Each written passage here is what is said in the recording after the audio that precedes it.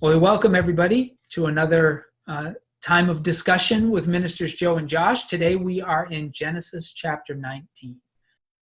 So you ready to get into Genesis 19, Minister Joe? Let's look at it. This is a controversial one. There's lots of stuff here. So I think what I'll do is I will read just the first 11 verses, and we'll go back and talk through that, and then we'll get into the second section. Sure. Does that sound like a fair plan? Yeah. We'll leave that last section for another time. Yeah, the final section, we'll deal just with Sodom and Gomorrah, I think, for now. Yeah. So we're in Genesis chapter 19, verse 1. This is a New Revised Standard Version. I'll read it for you. The two angels came to Sodom in the evening, and Lot was sitting in the gateway of Sodom. When Lot saw them, he rose to meet them and bowed down with his face to the ground. He said, "Please, my lords, turn aside to your servant's house and spend the night and wash your feet. Then you can rise early and go your way." They said, "No, we'll spend the night in the square." But he urged them strongly. So they turned aside to him and entered his house, and he made them a feast and baked unleavened bread, and they ate. But before they lay down, the men of the city, the men of Sodom, both young and old, all the people to the last man, surrounded the house. And they called to Lot, "Where are the men who came to you tonight? Bring them out to us so that we may know them." Lot went out of the door to the men, shut the door after him, and said, "I beg you, my brothers, do not act so wickedly. Look, I have two daughters who have not known a man. Let me bring them out to you, and do to them as you please. Only do nothing to these men, for they've come under the shelter of my roof." But they replied, "Stand back." And they said, "This fellow came here as an alien, and he would play the judge? Now we'll deal worse with you than with them." Then they pressed hard against the man Lot and came near the door to break it down. But the men inside reached out their hands and brought Lot into the house with them and shut the door. And they struck with blindness the men who were at the door of the house, both small and great, so that they were unable to find the door. So this is the story. Right. Now we've been told that they were great sinners. Oh, yeah. But we have not been given specifics of the kinds of things that went on in Sodom and Gomorrah until now. Mm-hmm. But God sends the two witnesses pretty much down to see what Sodom looks like. And it's an interesting change of vocabulary. Did you notice it, Minister Joe? They have been called men. The Hebrew word is ish up until now when they were with Abraham. But now they're called angels. Right. And I've mentioned this many times to our people at Christ Community, so this would be review for them. And I know you're fully aware of this, but we might have some listeners who aren't, so we'll say it again. The word angel means messenger. And it is often used in the First Testament of humans. Any human sent with a message would technically be an angel. Mm-hmm. But these are of a different sort because they are speaking directly for God. They have a message from God. So these are more what we would call proper angels in English. Mm-hmm. These are those who have come directly with a message from God. What's interesting is, what message are they going to bring to Sodom? Mm-hmm. That should be in our mind. As soon as they're called messengers, they're bringing a message. And we'll have to ask ourselves, what's the message? Because it's not obvious. So that's just something to have in our repertoire. The word for angel in Hebrew is malach. And this is what it looks like in Hebrew. Malach. It's M-A-L, usually an apostrophe for the aleph with another A and then C-H. Malach. And because there are two of them, it's melachim. Well, technically, in Hebrew, I don't know, you probably don't care about this. I should look up what it actually is, but I don't have the Hebrew open right now. But there are two plurals in Hebrew. Mm-hmm. There's the plural that means two people, and then there's a plural that means more than two. Mm. So malach is angel, singular. Malachim is two, and malachim is more than two. I don't know which it is, but there are two of them, so I would guess it's malachim. Mm-hmm. But anyway, that's the word for angel. We get the word angel from Greek because the word for messenger in Greek is angelos. That's where we get the name angel. But in Hebrew, it's malach. Yeah. Anyway, but that's a change of vocabulary. That they weren't called this before. It's Right. clear it's what they were, who they were, because one of them remains with Abraham and speaks to him with the voice of God. Mm-hmm. So it's clear that one of them's the angel of the Lord, but they don't get the name until we get here in Sodom. And so let's ask ourselves, what's the message? I want to answer it now because it's better to answer that after the story. Well, it's interesting too that Lot recognizes them initially. Yeah. Now, again, I don't want to take this over, but I never noticed this before. Mm-hmm. Lot is sitting in the gateway. Now, a little cultural tidbit of information. The people who sat in the gates of the city were the judges of the city. They were elders. And the gateway is where decisions were made about the city. Mm-hmm. Lot is way more significant in Sodom than I thought he was. Mm-hmm. If he's sitting in the gateway. This is where the elders would sit. Mm-hmm. So that is interesting. And when they later say to him, who made you a judge over us? Right. That's probably related to an actual function he served because he was sitting in the gateway. Yeah. Right. So anyway, I never noticed that was where he was sitting. Right. Yeah. I noticed that too. And there's a sense that could be read into in other ways too. Maybe it's not so obvious, or maybe it's off, but or random. There's a sense of that anticipation, I think, of the realization that something may be happening. Because he doesn't know who these people are, right? Right. They're just two visitors that come to the town, and he grabs hold of them immediately. Mm-hmm. and encourages them to stay with him. I mean, he knows what's going on in Sodom. Mm-hmm. But doesn't this, I mean, I don't know. I sort of thought of Lot as a compromised person. And I've been colored by my understanding of Lot has been informed by what comes after the story of Sodom and Gomorrah, because there's some pretty significant wickedness. The fact that he made kind of a selfish decision to go to the plain when it was more fertile and it would have been easier for him. He gets kidnapped and Abraham has to save him. I didn't have this high opinion of Lot, mm-hmm. but I don't know. We just read through this together. This is the first time I've ever thought of Lot as a holy person. Mm-hmm. But he's become an elder of this city, and he knows immediately the danger these two men are in, and he tries to help them. Yeah, there's a scripture we read recently, and in the I think it was in preparation for the video that I do with Brandon on 2 Peter, and it refers to Lot as being a righteous man. And there's a quotation from there. I'm not feeling real sharp on the exact quotation. Yeah, no, I remember you brought that up before in a conversation. I think maybe last week before we started recording, you were mentioning that. And neither of us at the time really felt that Lot deserved such high praise. Right. Based on the stories. But, I don't know. Just reading these first few verses, it's like I have different eyes than I've had before. I don't know. I think I see what Peter sees. Yeah. Well, there's also that idea, I mean, it's like where, I remember back when I was younger, the metal bands that were like bands like Stryper and some other groups that were very popular, but they were singing out and being involved with groups that were like, like trying to interact with like groups like Motley Crue and some of these other groups. Or I'm just throwing out some names. Yeah, you and I are aging ourselves. This is for all those raised in the 70s and 80s. Yeah, right. So the idea was there was people rubbing shoulders with other people, trying to make an impact, and some people would always wonder, how effective can you really be if you're doing their music, you're doing that lifestyle, you're living with them, almost condoning their behavior. So there's probably a lot of parallels here with this chapter about the impact, and there's always that question, about ministry, like.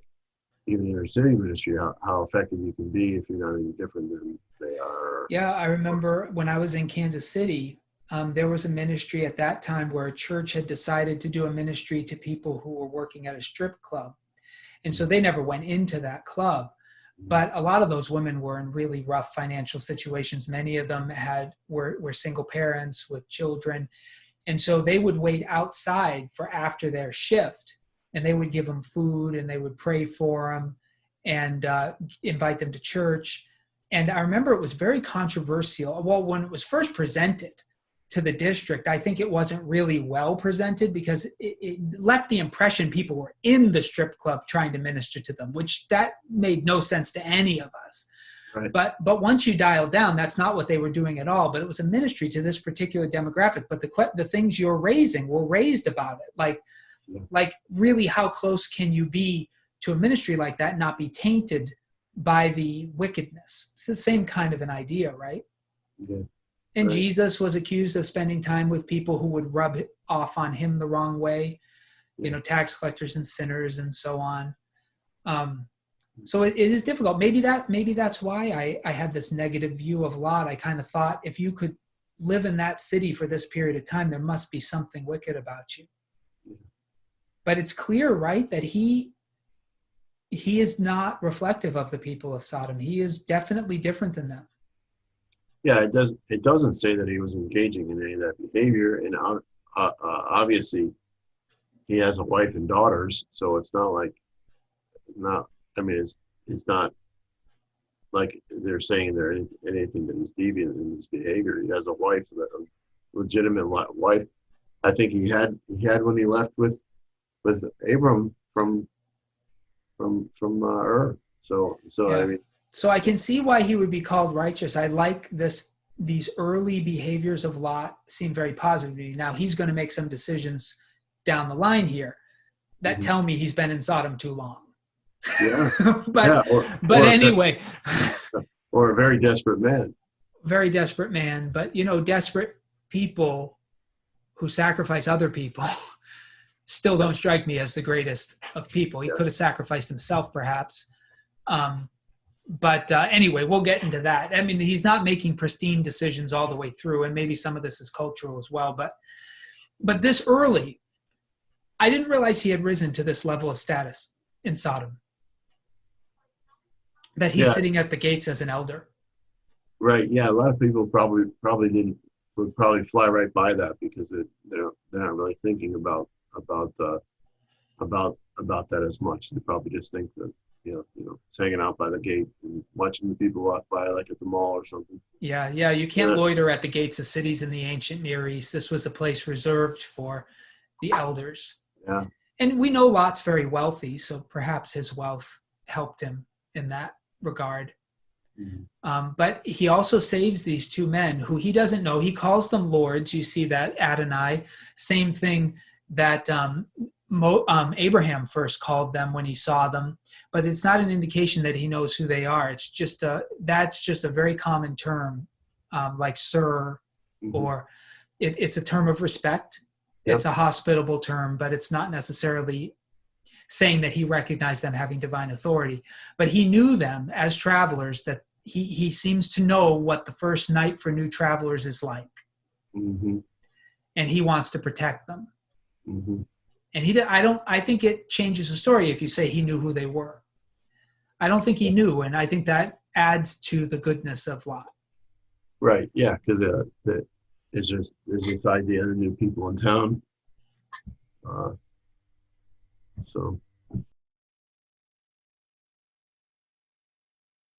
people build cities in the ancient world for safety. Like these are not cities like New York or Chicago. They're going to be cities generally with walls and with gates, meant to protect you from uncivilized folks outside. So the idea that you would get to stay the night in a city was much safer than staying out in the country, typically. And that's all they want to do. They're just going to stay in the city square. Now, of course, we know that they know this is a wicked city and that that's not exactly the safest thing to do. But from the average traveler, this is, I had mentioned to you, Minister Joe, that this story has a parallel story in the book of Judges, where the people of Israel end up very similar to the people of Sodom and Gomorrah in the Benjamite town of Gibeah. And the same thing happens. A Levite comes in that case, and he's going to rest in the city square. And, somebody rescues him and says, you don't want to do this. Definitely want to stay with me, just like Lot did. And the people of the town try to come after him too. But that's quite an unusual thing. We already saw last chapter what the normal expectation for travelers would be. It's what Abraham did. Mm-hmm. He fed them, he cared for them, and he guaranteed their safety while he was in their tents. Mm-hmm. That wasn't just because Abraham was so holy. That's what you would expect from every city. So what they find in Sodom is culturally wicked. Not just morally wicked from our perspective as Christians, not just morally wicked from the perspective of the law, but the culture itself expected hospitality to strangers. And these guys coming in and staying in the square, they normally in any other city, that would have been a safe decision. Cities were more or less safer than the country. But that's not what they're going to find in Sodom. I'm thinking like on a different, more of a critical perspective as far as the square goes, because I'm thinking like here they are in the center of the town. This is probably where all the meetings would be. The people would come together to congregate and stuff like that. So I think if we go with the judge motif or the witness motif of them coming to see what's going on in Sodom, then I think that their request to stay in the square was kind of to expose the people for who they were. I agree with you. And if it was a normal town of the ancient Near East following the normal customs of hospitality, they should have been fairly safe in the square. Mm-hmm. Yeah. But that's not going to be the case in Sodom. And by trying to stay there, they would expose it. Right. But remember, they're called messengers. Mm-hmm. And I can't help but think of another messenger sent to a wicked city. Jonah sent to Nineveh later on. And Jonah also doesn't stay in anyone's house. He stays in all the public places to proclaim destruction. Right? So I just wonder, they are angels. They're messengers. They're coming with a message. And the message is that God is going to destroy Sodom and Gomorrah. So they also might have wanted to stay in the public spaces because they were going to make a proclamation. Mm-hmm. But Lot persuades them not to do it. Yeah, right. For their own protection, it seems to put out for. Yeah. Makes you wonder if they were going to have a little a TED talk, if you want to call it, TEDx. Yeah. TEDx, because it's unofficial. Oh, okay. Yeah. But they're definitely in danger. You can see that. That's definitely a problem. Yeah, and I like that he invites him to his house, which is a good move, generally the kind of move you would expect coming into a town in these days. But they refuse. They say, no, we're going to spend the night in the square. But the text says he urged them strongly. Yeah. So he insisted. Mm-hmm. And so they do what he asks, and then he makes them a feast.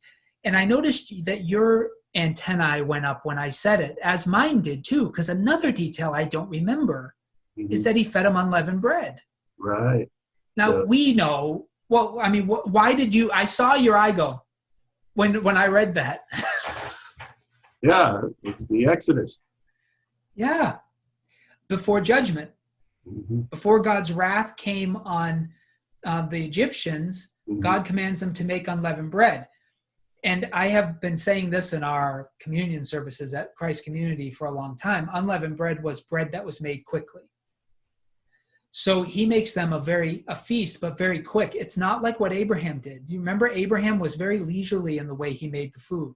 He baked fresh bread. It does not say it was unleavened. He found an animal. He sacrificed it. Lot is at a pace here. Mm-hmm. He's doing things quickly. And I think that's the unleavened bread, but it also interestingly ties to later on in Egypt, and the themes of judgment are all over this, and the themes of haste, and the idea that you're going to be taken out of the city suddenly, which is what happened to the Israelites, and it's going to happen to Lot. This unleavened bread turns out to be deeply symbolic. Yeah, you can't help but compare like we did before with the decision between staying with Abram staying in the area he was, and then Lot turning his that contrast. You see that constant contrast here has got to be teaching something bigger than people realize.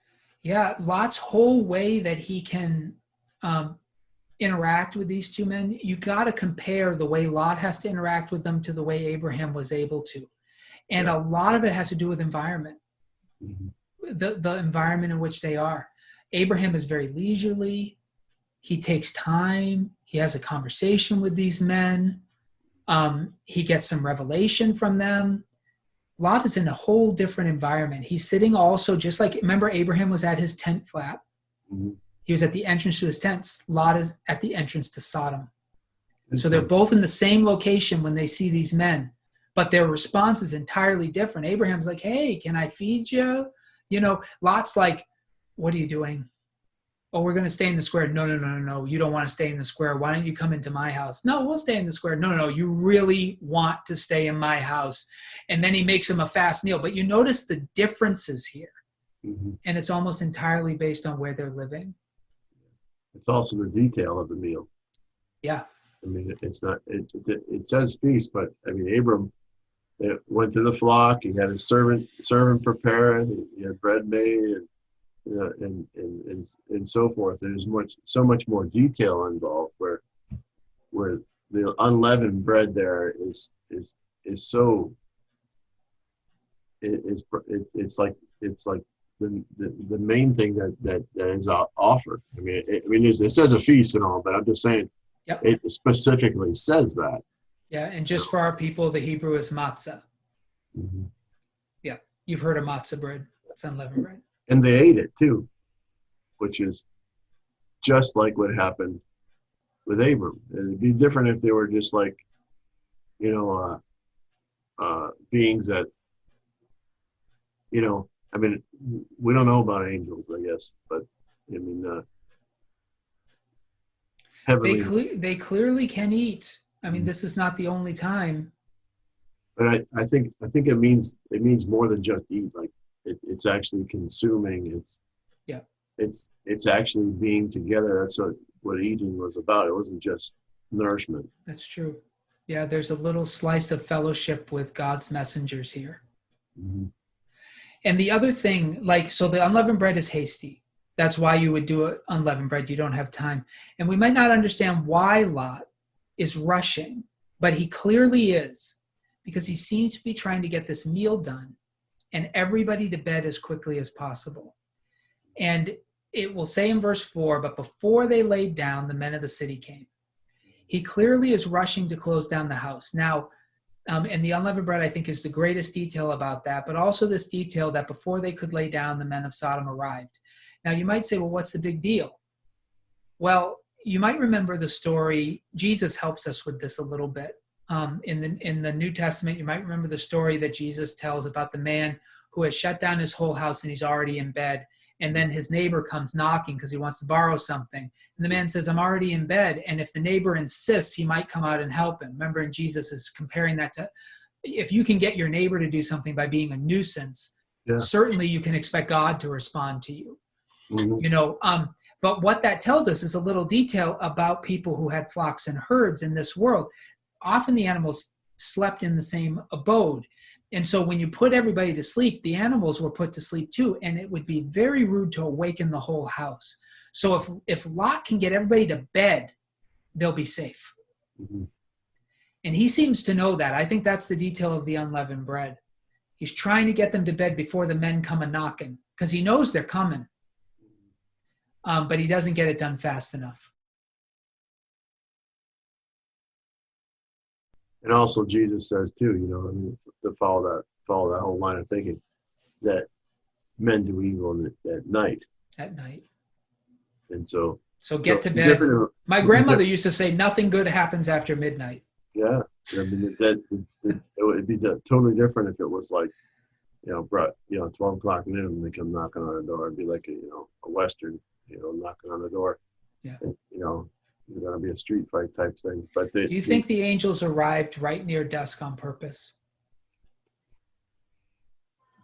Um, but I'm sure it took a little bit of time to make the meal, but I think it was on purpose to see how quickly or how hospitable Lot would have been.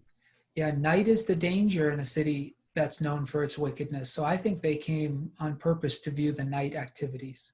I don't know that you can determine the righteousness of a place while the lights are on. I think if you're going to determine the health of a city, you're going to go there at night. Yep. So That's certainly evident here because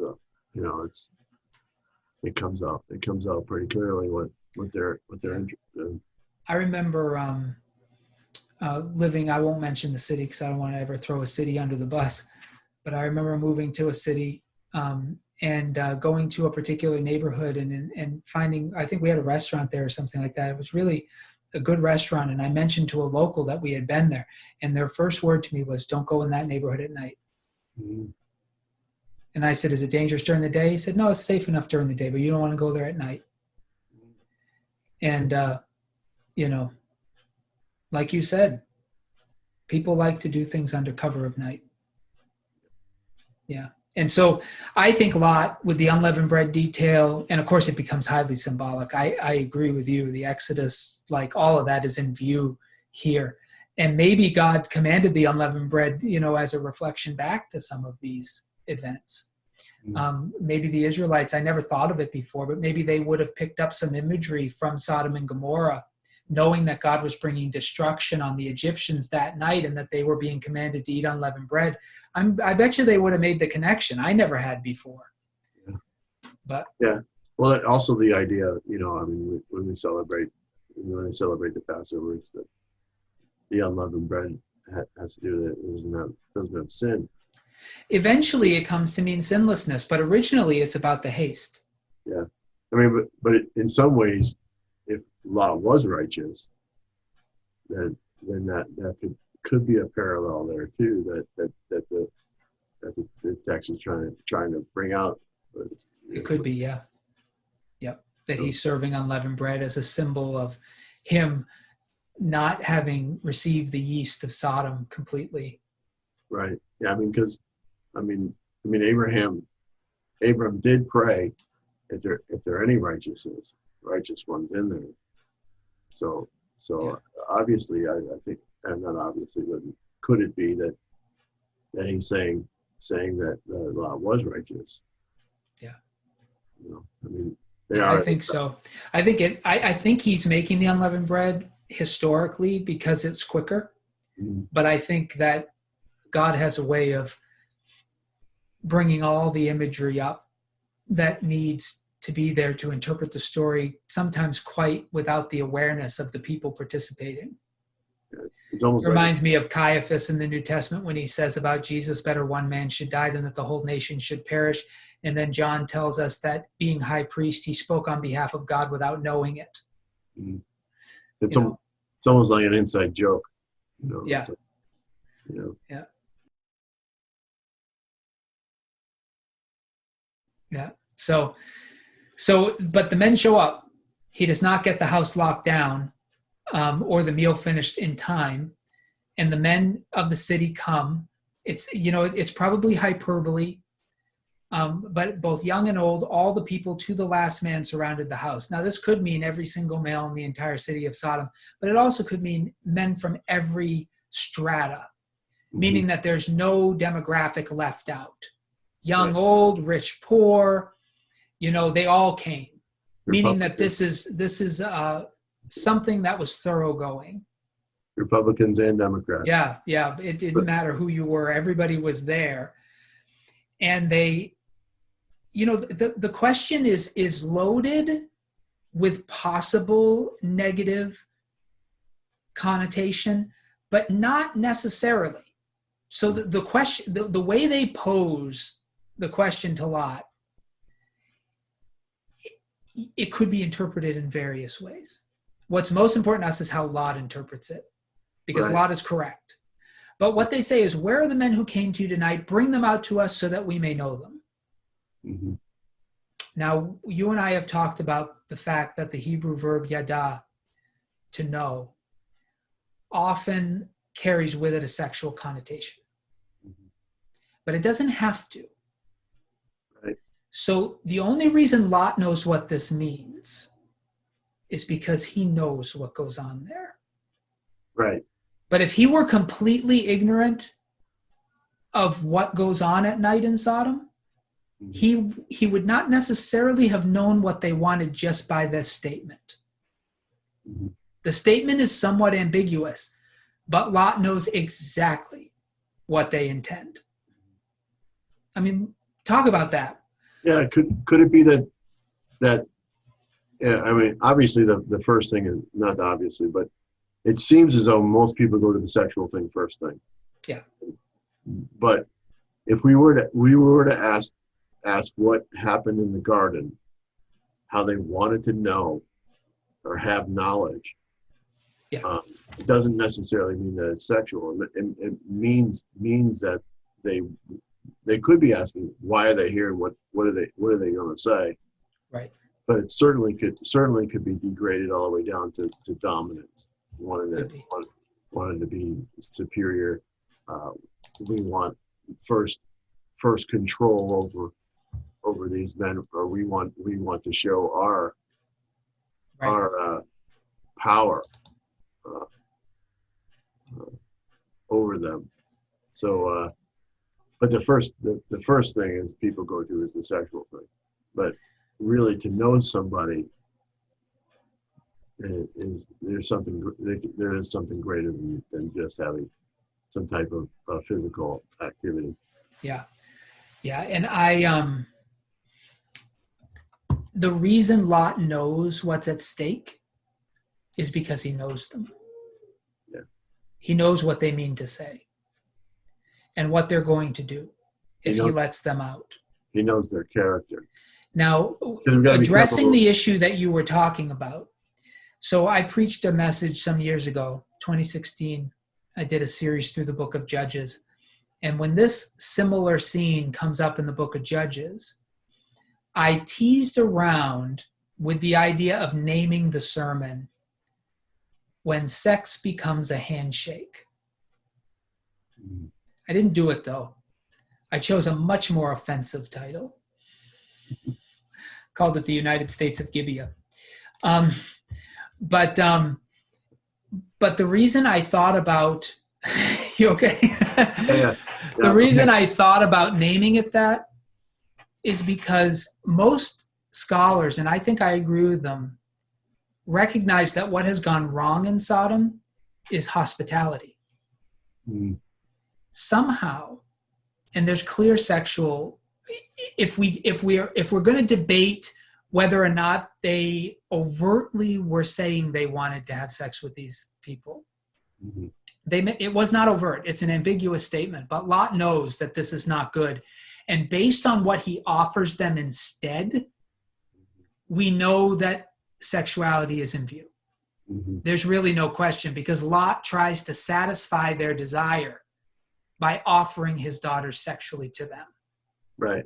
So, I mean, the statement is ambiguous, no question. But Lot's offer makes it clear what's in play. Yeah. And in both here and in Gibeah, the ancient Near East expects you'll be hospitable to people who visit. These people have become convinced that a sexual initiation is a form of hospitality. Now, how does a culture get there? If you think about it long enough, you'll realize that the same spirit still exists. There are people, and I know them, maybe even some Christians, who think that you get to know somebody by being intimate with them. I've heard from young people who are Christians, and I certainly hear from non-Christians, that you don't want to marry someone you haven't been intimate with because you don't really know them yet. That sex is a way of getting to know someone. That, to me, is clearly what is at stake in both the story of Sodom and Gomorrah and in the story of Gibeah in Judges. The people seem to think that this is a welcome, that this is how you get to know a person. Now, I don't think they are overtly homosexual. I think they would have done this to any visitor. I think the sexuality as a way of interacting with another person has become so pervasive in Sodom that it's the only way they know how to even welcome someone into their society. And they have become excited at the prospect of welcoming new visitors. This must be how they do it. I don't think it's overtly because these two are men. I think it would have been whoever came. And the reason I would argue that is because in Gibeah, they do this to a woman. Later on, precisely what they wanted to. I think it's just sex has become a handshake. This is how you get to know people. And I've often talked with people, for instance, who live with each other before they get married as a way of feeling out what it would be like to be married, because you don't really know someone until you live with them. You don't really know someone until you've slept with them. That kind of mentality is a mentality shared by the people of Sodom and Gomorrah, the people of Gibeah. It is not the way God encourages us to make covenants. But it is the way the people of Sodom did. You can respond to that, Minister Joe. I know I kind of did a little soliloquy there, but that's what I feel is at stake. Yeah, I mean, it's definitely that many people would say that, but on the same token, in reality, I think after people, I mean, even in culture, movies, everything you see, that may be the case, but I think they're mostly disappointed, or show disappointment after the fact of, and often even regret that it never really got them any closer. If we're talking about distant intimacy that way. And it's often portrayed that way, even in films and stuff. That if people are deceived by that concept. But on the same token, I think here, I think mainly of the idea of submission, and what you're talking about. I think you're onto something too with the idea of hospitality, because we're talking in comparison between Abram. Prior and then this situation as well.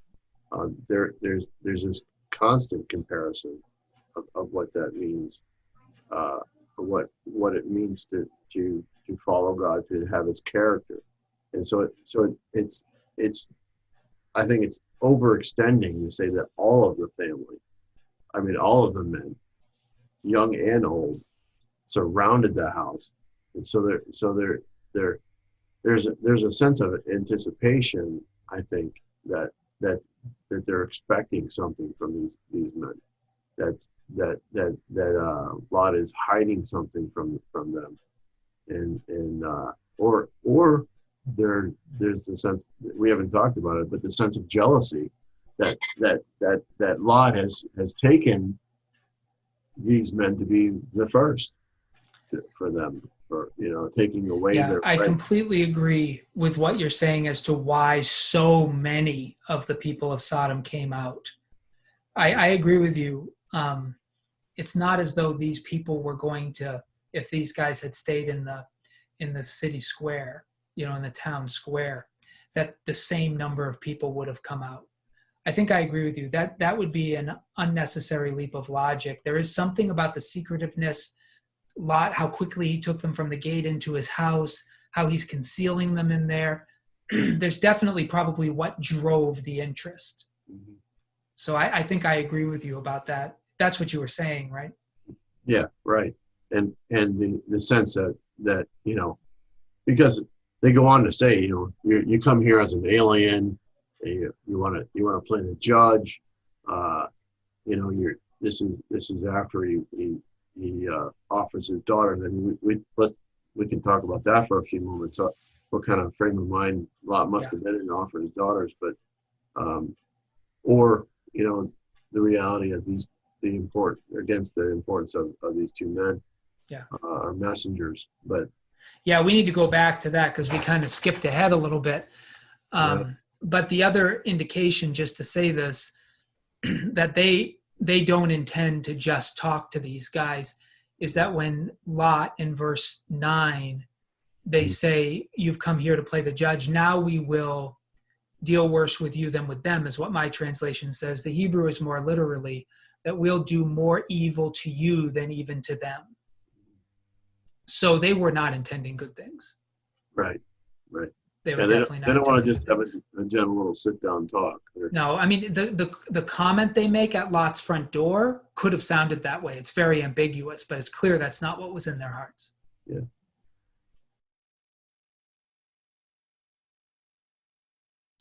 Where are the men who came to you tonight? Bring them out to us so that we may know them. Lot went out the door and shut the door after him. So he goes out to these men. It's an interesting thing, a question we could ask, but we shouldn't probably pursue too much is, did this happen to Lot? Is that how he knew? And why isn't he afraid? Why does he put himself out there? Maybe because he's not new. Is that why he's not afraid? It's very difficult to say. It could be an act of self-sacrifice, but he goes out the door, shuts it after him, and says, I beg you, my brothers. You had mentioned that before we started talking. Yep. The Hebrew is ach. It means, relations, typically. So he is one of the Sodomites now, the people of Sodom. Don't act so wickedly. And the sense is here, don't do things that bring such harm. And then he says, I have 2 daughters. And he says, who have not known a man. So it's this idea of newness that seems to be what Lot suspects they're interested in. And let me bring them out to you, do whatever you want to them. Now this is why I said earlier, as Lot looks holy compared to the people of Sodom, but he's lived there too long. Though it's not completely unlike what Abraham did with Sarah. Right. It's a little different. Mm-hmm. Because Abraham had no way of knowing if Pharaoh or Abimelech would do harm to Sarah or intend harm. But Lot knows full well what he would be sending his daughters out to. Yeah. I think it's important to notice, too, that in order for the men to surround the house, Lot's house had to be in the center of the city. Yeah.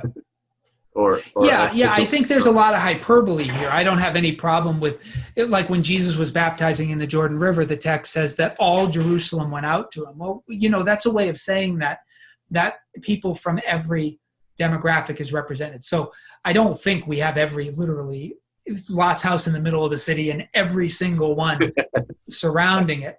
It's hyperbole, but the point is that representatives from all the different pieces. It's called merism in Hebrew. Like God will watch over you and you're coming out and you're going in. The point is he'll always watch over you, whether you're leaving or coming in, you're rising up or you're laying down. It's called merism. I think it's a way of writing in Hebrew. I think that's all that's happening here. It's just all kinds of people. Like there's no demographic. It's not like the young weren't involved or the really old weren't involved or it was only the rich or it was only the poor. It was all of them. I think that's the point. But it also could imply that they were seeking a message. If they knew or thought these were any kind of messengers. Yeah, I have a hard time believing that they thought of these men as anything special. I mean, I've heard people say that. I've heard a message that they were coming like this because they knew these men were angels and they wanted some sort of interaction with the divine. But we're told they're angels, but there's no indication anywhere in the text that they appear as anything more than normal people. Yeah. Well, other than striking them with blindness, but. Well, that hasn't happened yet. Right. We'll get there. Yeah, we'll get there. But I still want to say that Lot's casting his daughters this way is terrible.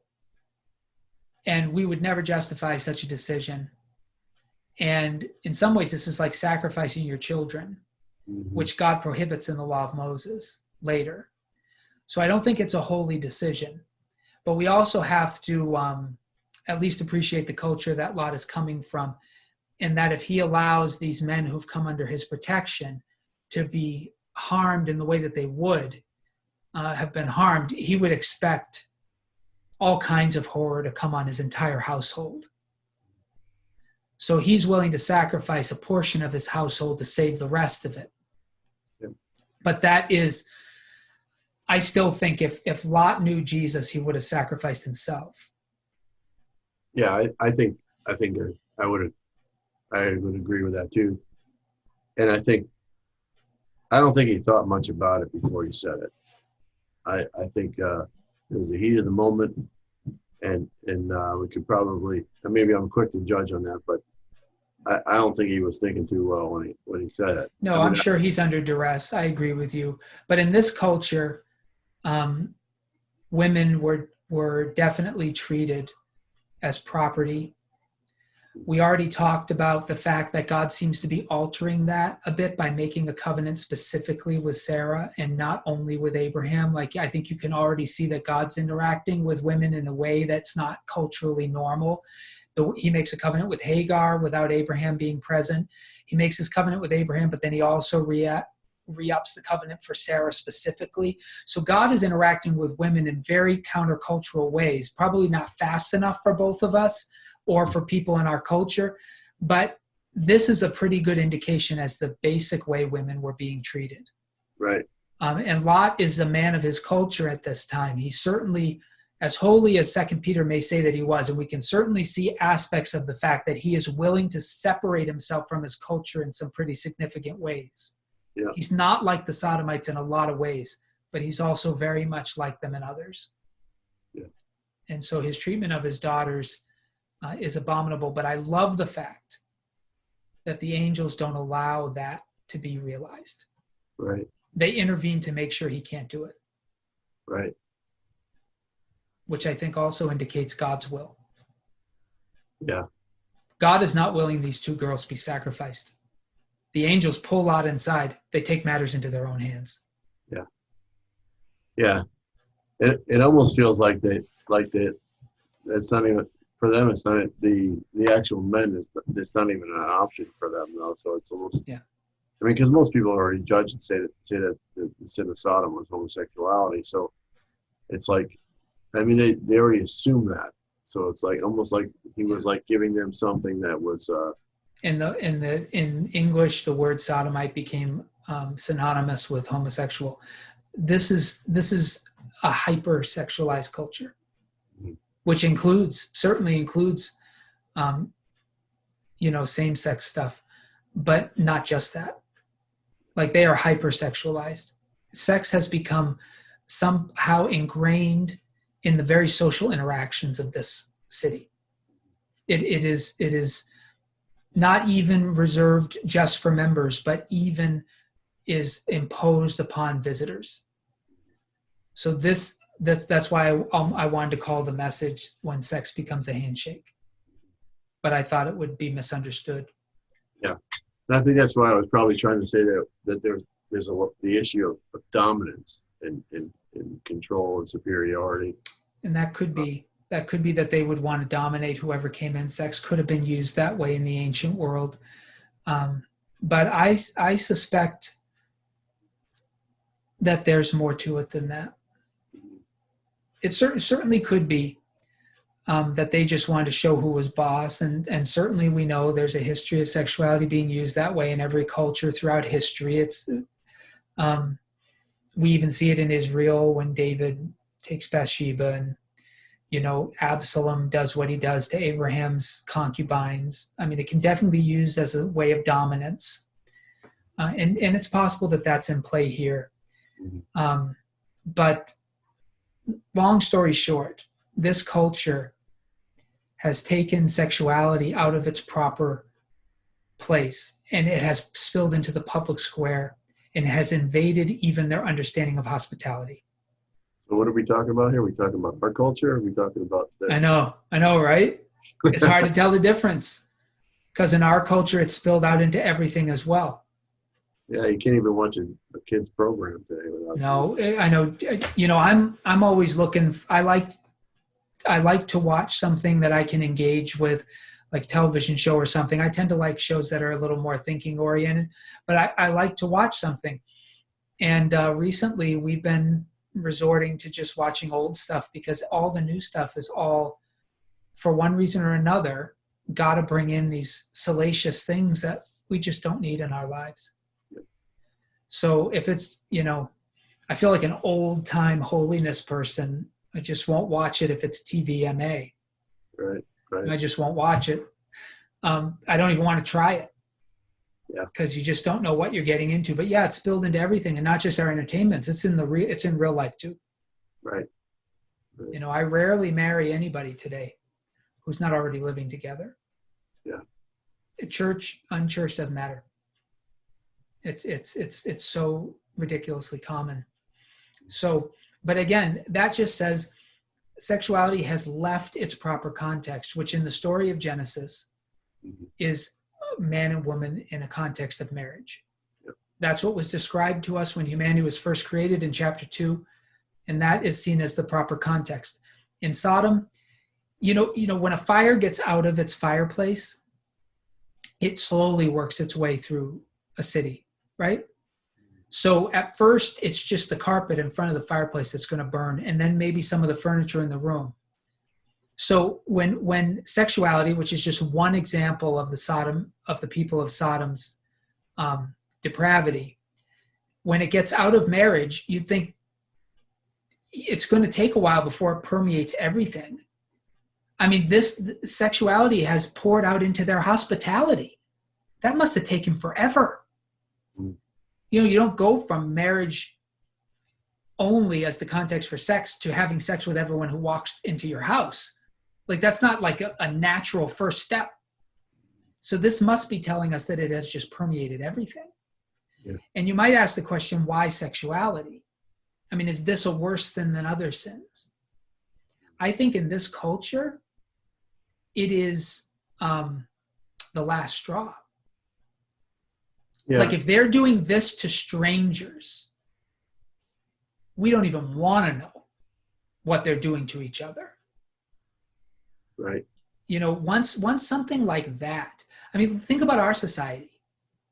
Our society is depraved in a lot of ways, Yeah. right? I mean, the way we do loaning and the amount of interest that can be charged to people, credit cards, loans, and other things, would be criminal in Israel under the law of Moses. But it's routine here. People losing their houses and becoming homeless because of predatory lending and other things like that would be abominable in Israel. It was things like that that caused God to destroy the nation. Those things are happening here. But even we still have sexual scruples. Even we would never think about welcoming a stranger into our cities in the way that people of Sodom did. We would never approve of that. And think about how many compromises exist in our society when it comes to morality from a Christian perspective. What would it take for a city to get to this? So it's not that Sodom and Gomorrah that sexuality was their only problem. It was just that this makes it obvious how far wickedness has gone. Yeah. Yep. It's like the tip of the iceberg, but it's a tip that tells you that the iceberg is something you don't want to look at. The angels need to see nothing else. I'm sure there was much more to see. Yeah. But they don't have to see anything else. Right. Yeah, we talked a little bit prior to when we talked about the covenant. We talked about the circumcision of the heart and how there's a sensitivity to that. And I think that it's this passage drives us to the need for us to find that sensitivity toward God, where a lot of the outward masks reveal what's actually happened, right, the mind into the heart of the person, to reduce everything that we do to physical pleasure or physical sensitivity. And you can even become calloused. That's why I was saying, when you were saying it was dominance, it could be, but my experience with people who get to these levels of depravity, and I've had the misfortune of meeting some, I've had the great fortune of not meeting many, But people who get to this level of depravity become almost oblivious to the harm it does. They can even convince themselves that the people they are hurting are secretly enjoying what's happening. Like they become completely oblivious to their neighbors. And it looks to me like the people of Sodom have gotten to the point where they don't even know the difference between right and wrong.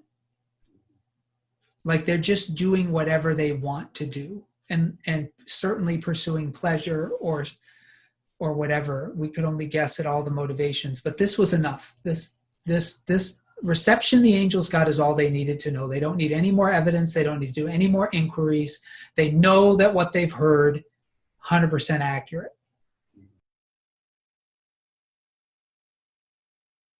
Do you have any sense as to why the angels strike them with blindness? Like, have you given a lot of thought to the image of blindness and why that might be inappropriate judgment? I mean, you could argue it's just because it would make it harder to find the door, but I find the fact that they couldn't find the door to be as much of a miracle as the blindness. Well, I think, yeah. I think the blindness is more telling than that, because the blindness reveals the condition of their heart. I mean, Jesus, when so I remember the passage, or I don't remember the exact point, but he said he made a comment, and then the teachers or those people around him said, "Oh, are we blind too?" And he says, "Yeah, now that you know that you're blind, you realize you're blind." You know, Yeah. In other words, like the blindness here shows that they did not recognize the significance of these people. That's the obvious thing, but it also inhibits their because they use from young and old earlier to great and small. Yeah. So in other words, all the angles, of their attack, like the big man doesn't need to see, he can knock a door down. Yeah. The small guy can crawl in here or there, go in through a window or something or whatever. The reality is that their depravity, their closeness to knowing God, or reception to even hearing the cries of Christ for change, it means that they're like, so the blindness to me doesn't necessarily even mean that they couldn't see. It means that they just are hard, like Pharaoh. Yeah. One of the things that I think about is the connection we've made with the Exodus seems pretty poignant here too, because the plague before, the plague on the firstborn, when Egypt is destroyed, or at least the firstborn, the heir of every house is destroyed, is the plague of darkness, where is a darkness that could be felt and the people couldn't see. And then when Jesus dies on the cross, it also, darkness covers the land for 3 hours, you remember. So this idea of just before judgment, darkness falling, is also a very interesting repeated cycle throughout the scriptures. So this might be a very foreshadowing sign. And of course, it's revealing what's already true. They obviously already are blind, yet they thought they could see, which is what you're bringing up about the Pharisees. Right. Yeah. Right. Yeah, it's tough. Yeah, I mean, when judgment comes, most people are thinking that, not most people, but those who think they're righteous, or that they're in the right, or I can't be wrong. The pride of life, I think, is what that's called. Are usually blind and not. And we usually don't say they can't hear. We usually say you're blind to the truth. You know. Right. Yeah, so I agree with you. I think all that is in play, and they're clearly morally blind at this point. They are socially blind, and God made them physically blind, probably as he's just finishing the cycle. But it protects Lot and his daughters to give them time to escape. And the darkness actually conceals Lot and his daughters and the angels, so they can escape. And so I think there's a lot of connection to the the Exodus, and maybe even to Mount Sinai when God wreathes himself in darkness when he descends on the mountain. Sometimes darkness is an offensive weapon for God. Well, it's also telling too in verse 9 where it says that this fellow is an alien and came to play the judge. They know that what they're doing is wrong. That's what I would feel like it's implied there. Yeah, they at least know that Lot believes it to be wrong. Mm-hmm. So it's not their first rodeo with him. Right. Yeah. And of course, as long as Lot is there, the knowledge of right and wrong is with him. So they might have a little bit of a conscience just because of his presence. Right. But they want to wipe him out. They're tired of him anyway. They're threatening to do terrible things to him when the angels intervene. Right. Yeah, well, yeah. We'll do worse to you. Yeah, worse evil to you. Yeah. Hey, Lot, if you ain't figured it out, time to get out of there. Yeah, if you think this is wicked, wait till you see what else we do. That's sort of what they're saying to him. So here we are in verse 12. Let me read this for us. This is the last section we'll talk about in this discussion before we get to the end. It's just too much. Too much darkness for me, Minister Joe. Oh, yeah. Verse 12. Then the men said to Lot, have you anyone else here? Now, notice they're called men here now instead of angels. Yeah. Yeah, it's Ish is the Hebrew. Have you anyone else here? Sons-in-law, sons, daughters, or anyone you have in the city? Bring them out of the place. For we're about to destroy this place, because the outcry against this people has become great before the Lord, and the Lord has sent us to destroy it. So Lot went out and said to his sons-in-law, who were to marry his daughters, up, get out of this place, for the Lord is about to destroy the city. But he seemed to his sons-in-law to be jesting. Mm-hmm. When the morning dawned, the angels urged Lot, saying, get up, take your wife and your 2 daughters who are here, or else you will be consumed in the punishment of the city. But he lingered. So the men seized him and his wife and his 2 daughters by the hand, the Lord being merciful to him, and they brought him out and left him outside the city. When they had brought them outside, they said, flee for your life. Do not look back or stop anywhere in the plain. Flee to the hills, or else you will be consumed. Mm-hmm. And Lot said to them, oh no, my lords. Your servant has found favor with you, and you have shown me great kindness in saving my life, but I cannot flee to the hills, for I fear the disaster will overtake me and I die. Look, that city is near enough to flee to, and it's a little one. Let me escape there. Is it not a little one? And my life will be saved. Mm-hmm. He said to him, very well, I grant you this favor too, and will not overthrow the city of which you have spoken. Mm-hmm. Hurry, escape there, for I can do nothing until you arrive there. Therefore the city was called Zoar, which means small, I think. The sun had risen on the earth when Lot came to Zoar. Then the Lord rained on Sodom and Gomorrah sulfur and fire from the Lord out of heaven. And he overthrew those cities and all the plain and all the inhabitants of the cities and what grew on the ground. But Lot's wife behind him looked back, and she became a pillar of salt. Abraham went early in the morning to the place where he had stood before the Lord, and he looked down toward Sodom and Gomorrah and toward all the land of the plain and saw the smoke of the land going up like the smoke of a furnace. So it was that when God destroyed the cities of the plain, God remembered Abraham and sent Lot out of the midst of the overthrow, when he overthrew the cities in which Lot had settled.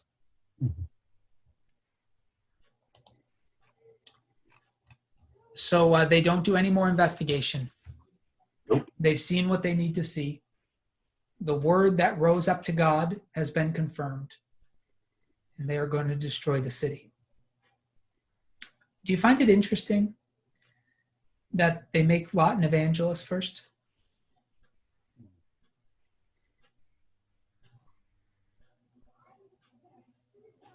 They don't have him go to the general population, but they give him the opportunity to save his daughter's fiancés. Right.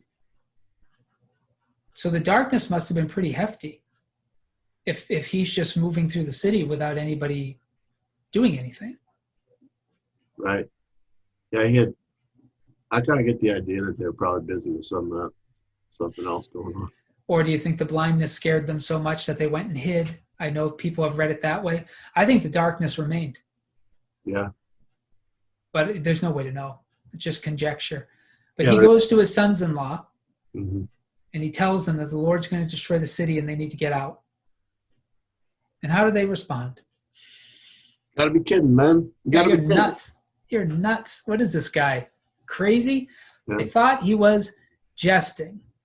I'm going to have to do a little work in the Hebrew to figure this out because the parsing here cannot possibly be right. So I'll have to look at the Hebrew at some point. But anyway, the way the English reads is that they thought he was joking. Right. Yeah. Jester, right? Jester, court jester. Yeah. So they didn't come. Do you know how many times that story has been repeated throughout history? God declares judgment. He sends his prophets to warn the people, and the people think, you're nuts. Yeah. You don't know what you're talking about. And people perish who don't have to. You know, it happens over and over and over again. And the book of Revelation says the same thing will happen at the end. God will send prophets and the people will think they're foolish. Yeah.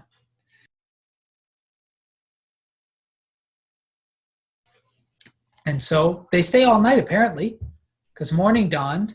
And then the angels urge Lot. This is the most perplexing part of this story to me. They tell Lot to get out after he's just told his sons-in-law that God's going to destroy the city, but he doesn't go. Mm-hmm. What do you think is what's going on there? He Well, lingered. His wife is still doing her hair. That's what it is. Or is he packing? Or is he just not in a rush? Well, I think he probably thought he had a little bit more time. I mean, that's the obvious thing. But yeah, he doesn't seem like he's quite got the message of the timetable. You know, it's very difficult when God is bringing judgment to really accept it and go. You know, I wonder. You can't know for sure what's in Lot's mind here, but the text tells us he lingered, and then his wife looked back. So there's something that both of them must have liked about being in Sodom. You know, I don't know if you've ever been in the situation where you had to tell somebody that because of the circumstances they need to move. Maybe we're talking about parents who just cannot live in their own house anymore. I know we had this experience with my grandmother. Yep. Who started to have, she had dementia, but early on we didn't know that's what she had. She seemed like she would get confused or whatever, but we didn't know that it was very severe. And then it became clear she couldn't tell the difference between reality and imagination. Like she had come to think that pictures were real people, and she would call the police if she lost a picture and report a missing person. And so it became very dangerous, and she wouldn't move in with my mother. And it would have been hard for her because with dementia, my mother runs a daycare and chaos and everything is very, very difficult. So we had to move her out of her house, but it's a terrible conversation. And even if it's necessary, there's people come up with a lot of reasons not to do it. And I just wonder if the lingering of Lot is this, his heart is divided on whether or not maybe he believes this, whether it's really necessary, and whether he really wants to do it. Mm-hmm. Well, I think some of it too is going to the potential son-in-laws, realizing that they could have been part of the crowd that was there, and then you know, between the lines, it's like what's said in the car before you go to church, or some other things like that, where it's like, what do you mean? What do you mean you offered us out to those guys? You know, I'm sure there was some discussion, some arguments. Yeah. Yeah, can you imagine his daughters asking him to go back and try again? Right, yeah. You know, I mean, there's probably a lot of things going on in this house, and he's lingering. He doesn't realize how urgent it is. And that's the thing. We're so used to God's patience, so used to him being slow. I mean, Lot's lived in these cities. They've been this wicked for a long time, apparently. Lot doesn't see why today is different than any other day. And they've reached the end of the road, but it doesn't feel maybe like the end of the road. You know, how many times when you know, the people of Nineveh respond entirely differently. Like when Jonah comes through the city of Nineveh and says you're going to be destroyed, they believe it. They take it as urgent and they repent like crazy immediately. But most people, they think, why is this day different than any other day? Mm-hmm. Like, are we any more wicked today than we were yesterday? I mean, God didn't do anything yesterday. Why would he do it today? Mm-hmm. You know, and so you just get the sense, it doesn't tell us very overtly, but there are some details. With the unleavened bread, Lot does seem to be rushing Mm-hmm. to get to bed so that these men can be safe. Mm-hmm. But when he's told the town's going to be destroyed, he doesn't rush to leave. Mm-hmm. This tells us something about what living in a city like this does to you. Mm-hmm. He's afraid of the people, but not afraid of God. Do you see what I mean? Yeah.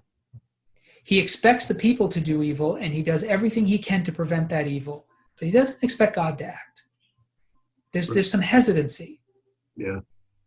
And I think many of us are the same. We think his mercy will last forever.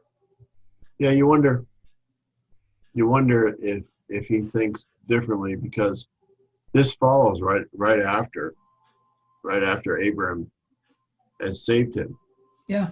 You know, and Lot's getting rescued. You know, so it was like he didn't have to do anything for Abram to rescue him, other than to be his nephew. So I think maybe he's just not really getting the message here. And there's a lot of hesitation. Like, if you think, or if our people think of making too much of this hesitation, this isn't the only comment about the hesitation, is that he lingered. He also, after he goes out to the city and they tell him to run, he negotiates. He doesn't want to have to run as far as they're telling him. And so he tries to negotiate about saving a closer city. You know, so I don't think you can overstate Lot's hesitation. Right. Yeah. He's trying to bargain a little bit. And then his wife looks back, longs for the city, and she's destroyed with it. So the hesitation, we're not overstating it. Yeah, but Zor, this isn't the first time it's been mentioned. It's been mentioned before when he first looked to the plain. Zor was where he faced his tent toward. Yeah. So that there's a replay. I think there's a replay of that. I agree with you. Yeah, that's an interesting insight. Do you think he's trying to preserve some measure of the fertile land by making sure the entire plain's not destroyed? I think so, and it may be even a kind of negotiation with his family, his wife, his daughters, in some ways. So that there's no elimination of a total elimination of his kind. Basically, it talks about him settling there. So there's a feeling that this is part of who he is. Yeah. And so I recall that because he said his tent towards Zor, and it's, like I said, it's not the first time it's been said. So it implies to me that there's more to it. It's sort of like going to your familiar home. Yeah. Like when you drive yeah. back. I mean, you grew up in Connecticut, right? Yeah. Yeah. Outside of Hartford? Yep. Yeah. So, I mean, if the Lord came down and said, I'm going to destroy the entire state of Connecticut, and you're in Hartford, he says, run to New York. You could imagine yourself saying, there's a little bitty town just on the border. Could I go there? Yeah. I want to stay in Connecticut. I mean, I understand you got to destroy Hartford. I mean, I'm with you, but could you just keep a little piece for me? And you can get a little sense of that here with Lot, that he just wants to preserve a little part of this plain. Because if he runs to the hills, the whole plain will be destroyed. Mm-hmm. Is he really thinking he can't run to the hills, or is he trying to preserve a little piece of the plain? Yeah, I think he's trying to. I think he's. Well, maybe he feels like another avenue. Maybe he feels like that's a place that can be preserved. That town. It means, it says in the footnote. You said small, but in the footnote in this Bible it says the little. This means little. Yeah. And like I said, it's from memory. Maybe, well, there's not much of a distinction between those two words, but right. I don't know what it is in Hebrew. I'd have to look at it. But it says it's called that. So I mean, you got to wonder, why they would call it a city. Yeah. But when you compare it to Sodom, does it mean it's little Sodom? I know. Yeah, seems to come from the word Zaire, which means little, having no real significance. It can refer to a young person. I mean, are we talking like the little town of Bethlehem? I mean, Or are we talking about Sodom's little brother? yeah, that's what I mean. You know, Yeah, like it's a little plant. It's a little church plant. I know you have to destroy this big mega church, but could you let the plant live? right? Yeah. But you Yeah, know I that think you're right. that's probably part of the negotiation with his wife because it does say that his wife turned back toward it and she turned the salt. Now you're gonna have to help me understand that because I mean, people say if you're a bad in a bad mood, you're salty, or something like that, or you know, um, So the idea of her turning into a pillar of salt, and I've actually looked online and I've actually seen where they've tried to find some kind of hoodoo that looks like a pillar of salt that they've called. I don't even know her name. Just Lot's wife. That's right. And Yeah. I mean that would be a long time for a pillar of salt to stand. But Yeah. um, Yeah, and I can't say for certain. I have done some thinking and some research on maybe why this penalty. What's clear enough, which we shouldn't forget, is that she left Sodom bodily, but not spiritually. mhm, So the judgment that falls on Sodom falls also on her. She's not there, but she's still there. And it should remind us that there are pleasantnesses about living among the wicked. mhm, Like there are good times and good things. And I'm sure the people of Sodom were not always evil all the time. Clearly Lot was raising his family there and they were surviving, and his daughters were engaged and they had not been molested. So there was a sort of obviously life that they had carved out for themselves there, and his wife didn't want to leave it. right. And we should be careful not to paint the cities of Sodom and Gomorrah as so horribly evil that you would have to be a monster to survive there. The thing about wicked cities, even when they're super wicked, is not everybody in them is participating in that wickedness, Mhm. and not everybody is experiencing that wickedness. Lot and his family are wealthy, so Yeah. they might have been insulated from a lot of the worse things that went on. Mhm. So for whatever reason, his wife didn't really leave. Now, the question of why salt, I don't know for sure, but this is my instinct. When an invading army wanted to destroy a place and make sure it would remain uninhabitable, they would salt the land, because if enough salt would make it impossible to grow crops. We actually know that this happened to the Sumerian Empire, that naturally occurring salt slowly destroyed their croplands, and it led to the decline of that society, which had been in a huge empire, which is where Abraham came from. Was one of the Sumerian cities. Mhm. So salting land is an act of war, and sometimes in Hebrew, salt, like the word melecha, that means barren. It means a salt plain.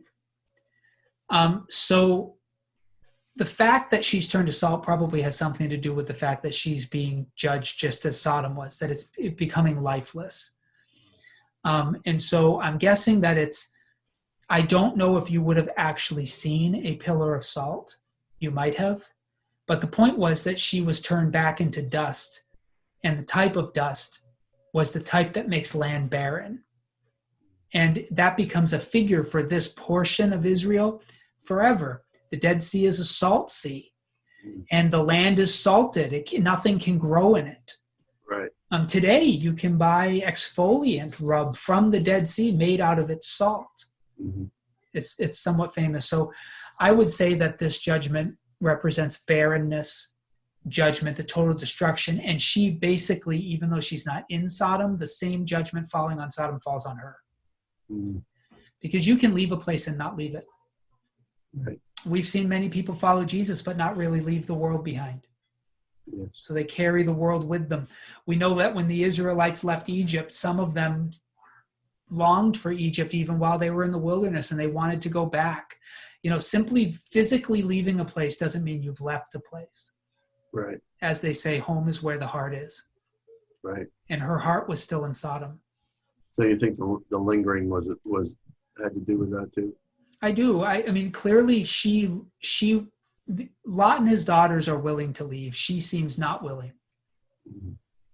Her heart was of Sodom. Right. So she perishes with it. And the angels grab them and drag them out pretty much. Yeah. And even after having been dragged out, she didn't want to leave. Yeah. And I think that's part of it. But I'm guessing as to why the salt, that's my best guess. But the other parts I feel strong on.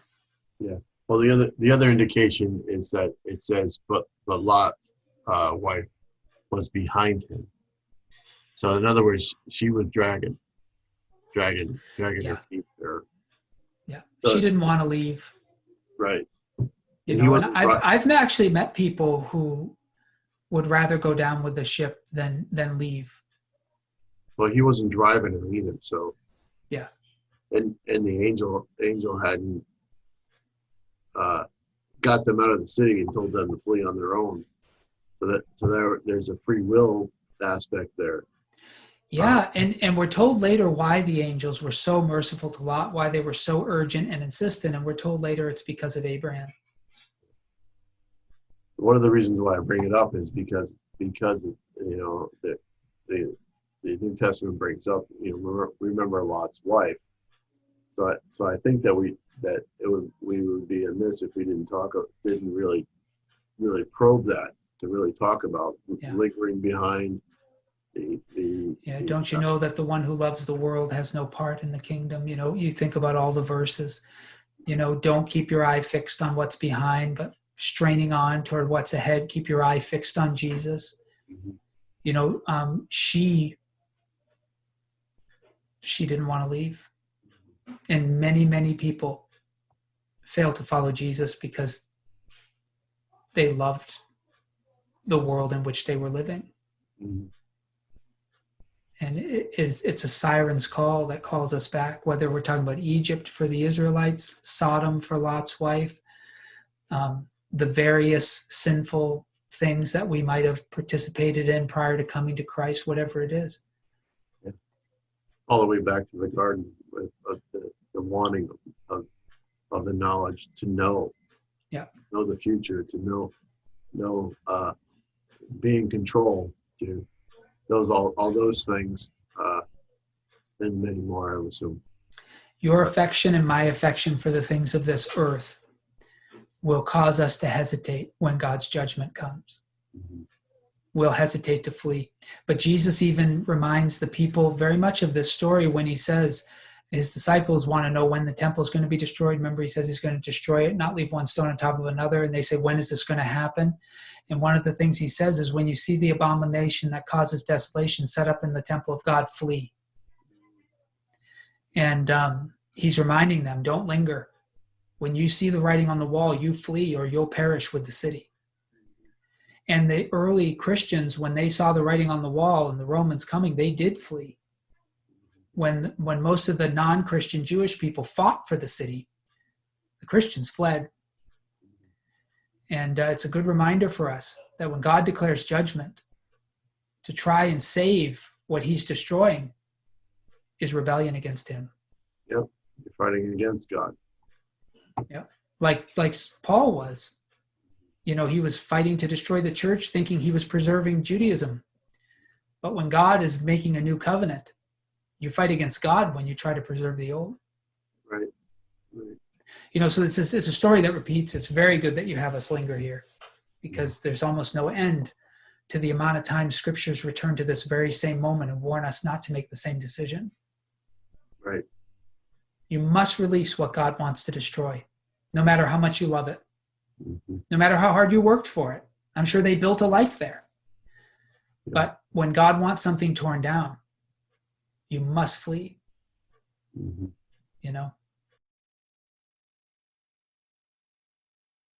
you know? Yeah. And Abraham, do you like Abraham's response?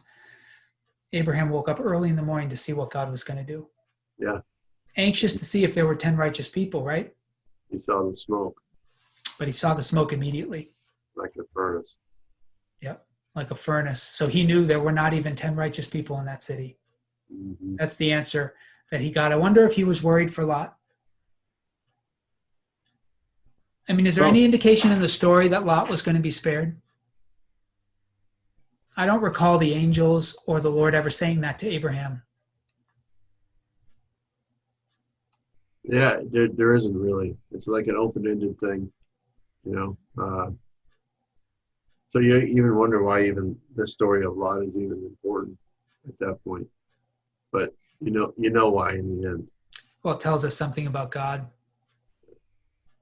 And verse 29 makes it clear, right? So it was that when God destroyed the cities of the plain, God remembered Abraham and sent Lot out of the midst of the overthrow. So the indication here is that Lot was not saved for his own righteousness, but because of God's covenant with Abraham. Mm-hmm. So I've never heard it expressed that way, the overthrow. Yeah, it's an interesting choice for the New Revised Standard Version. Overthrow. In other words, it seems to imply that there's a what's the word? Because it's almost like a besiege, or the control of that city has been taken. Yeah, I actually think the Hebrew points to something different. I don't think the word overthrow there is indicating the destruction of the cities. It could be, but it's rooted in a word that means crooked or perverse. So I think the emphasis there, if I were to translate it, I think, even though it could mean overthrow, I think I would say, so it was that when God destroyed the cities, because that is destroyed, that is shachat, that is destroyed the cities of the plain. God remembered Abraham and sent Lot out of the midst of the perversity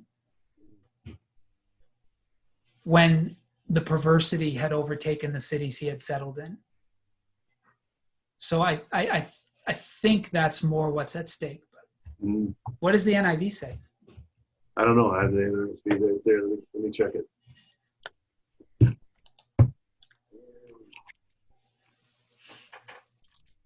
The word is hafekah.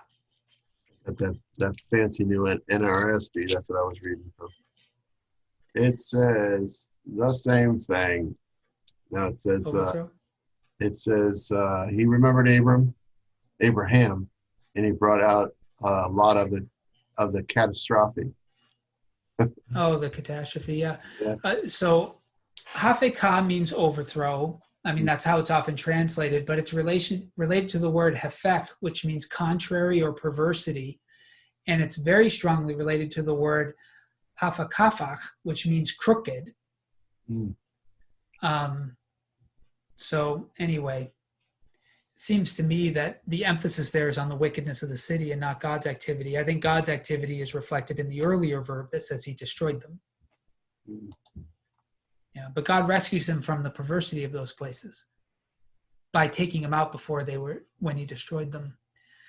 I think it's presented, though, as a rescue of Lot, not from just the destruction of the cities, but from their wickedness.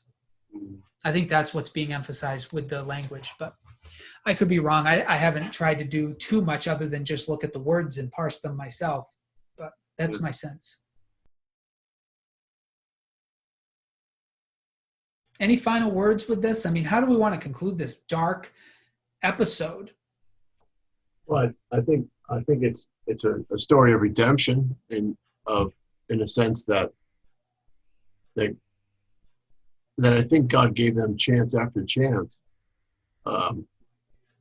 prior, from Noah to change, to turn toward him. It says that they were great sinners, so they kind of had to know what they were doing. Yeah. And even if we were to say that Lot was an evangelist or an influence there, you can't blame them for being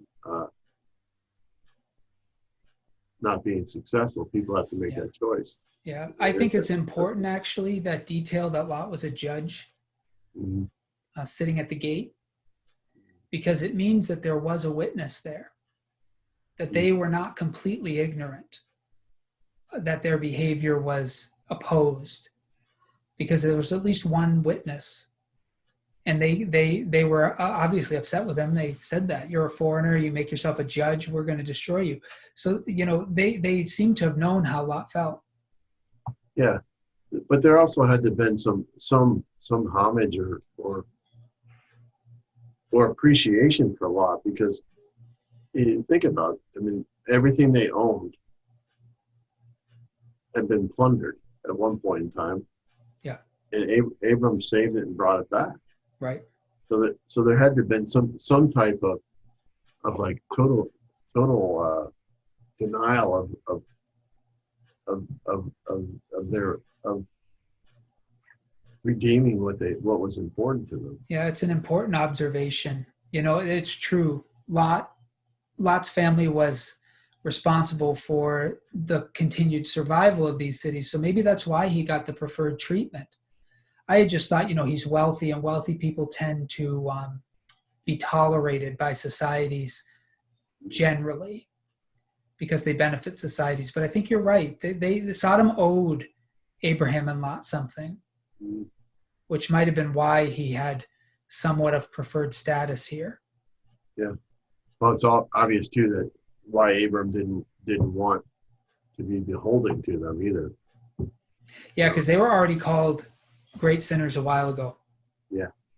Yeah, so this is not new. And it should be a reminder to us that just because God has been merciful for a long time doesn't mean that a mercy will last forever. Mm-hmm. And the Sodomites ran out of time. Mm-hmm. They had time to repent, and then they didn't. Right. And woe to the generation that lives when the time has run out, right? Because there were children in these cities that never had a chance to make a decision different than their parents. And there were young people who didn't have any influence over the society. At some point, the end comes. And none of us know when the end of the road is for any amount of wickedness. And we should just remember, Mm-hmm. God's mercy is unfathomable, but it does end. And that's the message here. And I think it carries through the Bible. Sodom and Gomorrah from this point on will be a reminder to the people of God of what God finally does when judgment comes. Don't be like Sodom and Gomorrah, or like Jesus will say, in the day of judgment, Sodom and Gomorrah will have it better than Capernaum because you didn't repent. Those kinds of comments. Sodom and Gomorrah become, in the Bible, an example of a city that pushes all the way, their wickedness all the way to the final day. Mm-hmm. But it's a reminder for all of us, and it is throughout the scriptures. So if you're going to read the Bible, you're going to have to know the names of the cities of Sodom and Gomorrah. Mm-hmm. And you can actually do some research on this. There are a number of different archaeological digs that purport to have found these cities. And there definitely are two cities near the Dead Sea that seem to have been destroyed in a similar event. And I think I've heard most likely some sort of a meteor, impact. Something like that destroyed them. But there is some archaeological evidence for this story in this region. And that doesn't lead people to think the Bible's true. What it leads most historians to believe is that the Bible story is rooted in something. Yeah, right. Collaborating in something else, right? Yeah, but yeah, you can do, if you're interested. I know that there are plenty of, I know of a couple of different studies that have argued that they think they found these cities and the origin of what they would call this myth. We would call it history. Mm-hmm. So, well, thank you, Minister Joe. This was a dark episode, but there is mercy in the dark. Mm-hmm. Lot was, we've been focusing on how God showed mercy to Abram and to Lot, but Lot's presence in Sodom and Gomorrah was mercy to the people of Sodom. because he was a witness for all the years he lived there as to what would have been right. And that witness was amplified when Abraham saved them. Right. So I think we also have to recognize that the people of Sodom and Gomorrah were not just let go into depravity and then destroyed, but there is a witness living in their midst for a long period of time. We know that it's at least 13 years, but probably closer to 20. Yeah. Just like we're lights. We're lights too. The city on the hill, or the light, let your light shine. I don't really believe God brings judgment without providing warning. And he gives warning for a long time. But woe to the generation alive when the last warning is given. And if that is us, may we have eyes to see and ears to hear, and may we flee. That's right. That's right. That's what we learned today in this passage. Don't linger. Don't linger. Don't look back. When God destroys a thing, do not try to keep it standing. Right? Don't look back. That's right. Look back. Thank you, Minister Joe. Thank you.